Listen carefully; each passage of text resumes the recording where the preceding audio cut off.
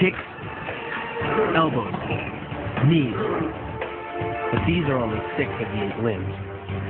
The kick is a fundamental strike in Muay Thai. Like the jab in Western boxing, the kick is the long-range weapon of the sport. The kick's power comes from the torque generated by the rotation of the hip. It's the same principle that cracks the whip.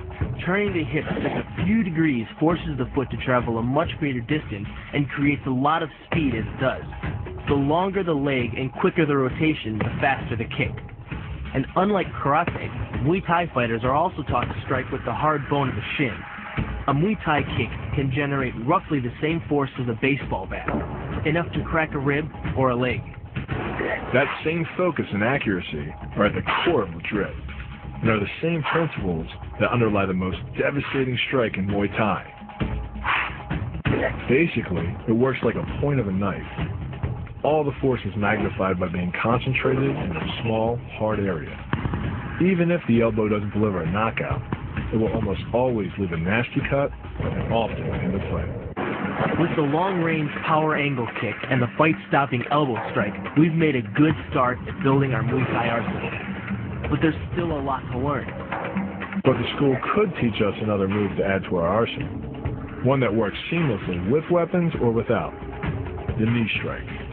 Getting in close neutralizes the opponent's weapon advantage. Then, in the clinch, we bring the power of the knee to bear.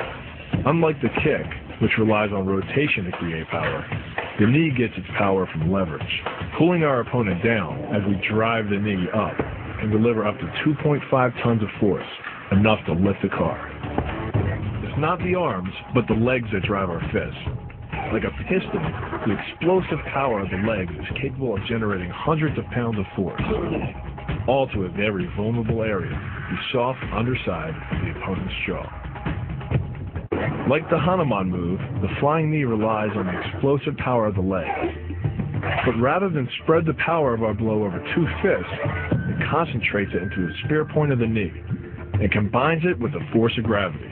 It's the equivalent of hitting our opponent in the chest. The first elbow strike can accelerate to a speed of 25 miles per hour in less than a quarter of a second.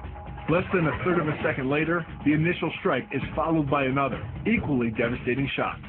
By employing the bony tip of the elbow, these strikes deliver a double dose of injury-producing energy and can result in a broken nose, facial fractures, or a wicked cut. The rotation of the torso is the basis for the strike's power. Because the torso has an effective mass far greater than the arms, its rotation can impart up to 400% more force to your target. And the last-minute rotation of the wrist can magnify that force even more. The kick's power comes from the snap of the knee.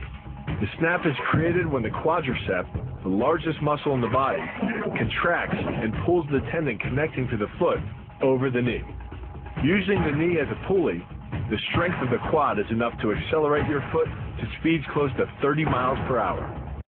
The power of this move comes from the spin. Like the wrecking ball at the end of a demolition crane, the power is generated by the rotation of the body. In conjunction with the snap of the knee, the foot achieves a velocity of nearly 30 miles per hour.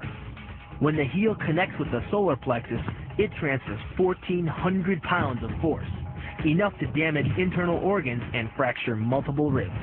The move gets its power from the pressure exerted by your legs. The first leg imparts pressure to the carotid artery. The second leg, working in conjunction with your arms, optimizes that pressure, transforming you into a human vice grip. If your opponent doesn't tap out, he'll pass out. Much longer and permanent brain damage can ensue. Leading with the near arm, the first jab travels the shortest distance to the opponent. So what it lacks in force, it makes up for in speed. The second punch, utilizing both the twist of the shoulders and the forward momentum of the kick, can carry over 4 times as much impact. And just a few hundred pounds of force to the temple is enough to cause a knockout. This roundhouse kick is designed for maximum impact. With the powerful muscles of the thigh yanking the tendon over the knee, the foot accelerates from 0 to 21 miles per hour in just 1/3 of a second. Combine that with the reinforced shoe, and this kick can drive the nose bone back up into the brain. The secret to the move is wrist control. By rotating your opponent's wrist to the maximum extent of its range of motion, the bones of the wrist lock against the bones of the forearm and make it impossible to bring the strong muscles of the upper arm to bear. Then, you can pull your opponent off balance and into a potent knee strike.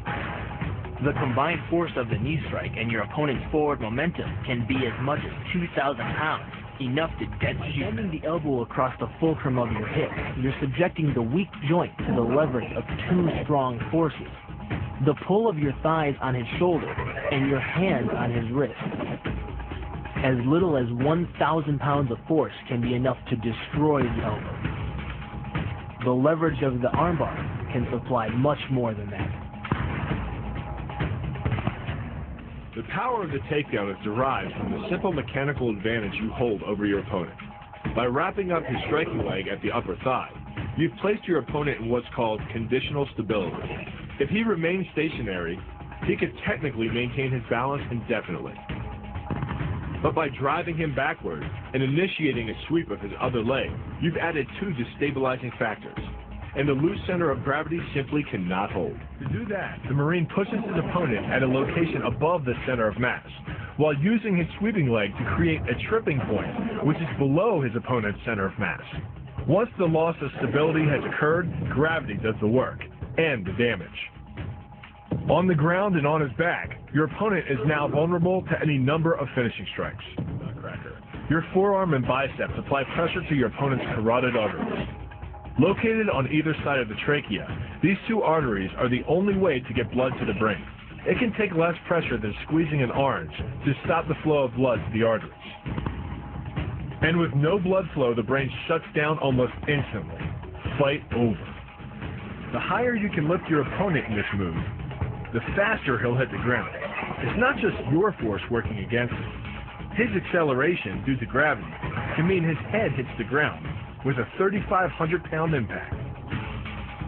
On a hard surface like concrete, this is more than enough to cause a serious brain injury. Leaning back slightly and driving the knee up utilizes the full power of the thigh, and the foot accelerates up to 16 miles an hour in just 1/4 of a second. That's twice the acceleration speed of a Porsche. Coupled with the rotation of the hips, the kick can impart 450 pounds of force upon impact with the ribs. When executed perfectly, it's a motion similar to cracking a 2x4 with a sledgehammer. It's aimed at the largest gland in the human body, the liver. A direct hit won't just bring an opponent down. It can rupture the gland, causing severe internal bleeding. But the liver is well protected by the rib cage, so the kick must be accurate to within half an inch.